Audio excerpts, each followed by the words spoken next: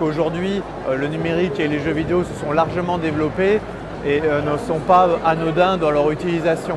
Et ce qui est important, c'est qu'on s'est rendu compte que les personnes que l'on croise ont besoin effectivement d'informations, de sensibilisation afin de pouvoir avoir une bonne conduite éducative vis-à-vis des enfants ou en tant que professionnel afin de pouvoir comprendre les mondes numériques afin de pouvoir produire justement des actions adaptées. Pédagogie nous a accompagnés notamment sur la partie théorique et sur le principe de défendre aussi le jeu vidéo et de l'aborder dans le centre de loisirs, notamment avec d'autres directeurs qui ne connaissaient pas ce domaine-là.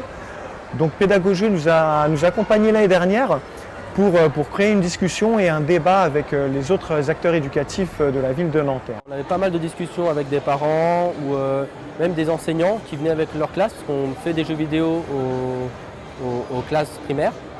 Et on avait pas mal de questions, notamment sur la violence des jeux vidéo. Même nous, en tant que professionnels du jeu, on a cherché de la documentation un peu partout sans vraiment trouver de réponse à nos questions. Et en fait, ce qui est bien avec le réseau ambassadeur qu'on a intégré récemment, c'est qu'on arrive à avoir des arguments professionnels, de la documentation et des avis d'experts qui travaillent en collaboration avec Pédagogeux qui permettent de nous apporter justement des réponses déjà à nos questions en tant que professionnels et aussi aux questions des usagers de la ludothèque. Ce matin, il y avait une démarche qui était très intéressante, c'était d'inviter les référents PEGI. Tout le monde au sein du réseau connaît plus ou moins ces normes PEGI, je rappelle, c'est les classifications d'âge. J'avais investigué de façon un peu plus poussée parce que je donne des formations sur la façon dont les critères étaient établis. Mais sauf que ce matin, en fait, on a vraiment compris l'essence de la norme et la façon dont c'était construit, ce qui va nous permettre de relayer au sein des formations qu'on se donne, au sein des partenaires, sur comment les choix s'opèrent vis-à-vis des jeux. Et ça, je pense que c'est vraiment très intéressant. Le Pédagogeux, c'est intéressant pour nous parce qu'il y a des ressources en ligne qui sont éditées, c'est-à-dire qu'on a édité nous-mêmes en interne nos propres ressources, mais à un moment donné, ça ne suffisait pas, c'est-à-dire que par mail ou par des échanges, il y avait des besoins des parents, des partenaires d'avoir plus d'informations.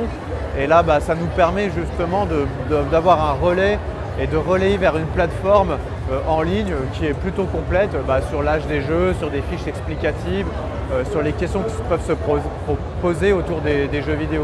Même si ce n'est pas notre mission principale, on a une mission de sensibilisation, d'éducation aux jeux vidéo par rapport aux parents, aux adultes et aussi aux joueurs. Donc Pédagogie a des petites fiches pédagogiques sur des thèmes qu'on n'apporte pas forcément, par exemple le sommeil, le jeu vidéo et l'argent, les temps de jeu.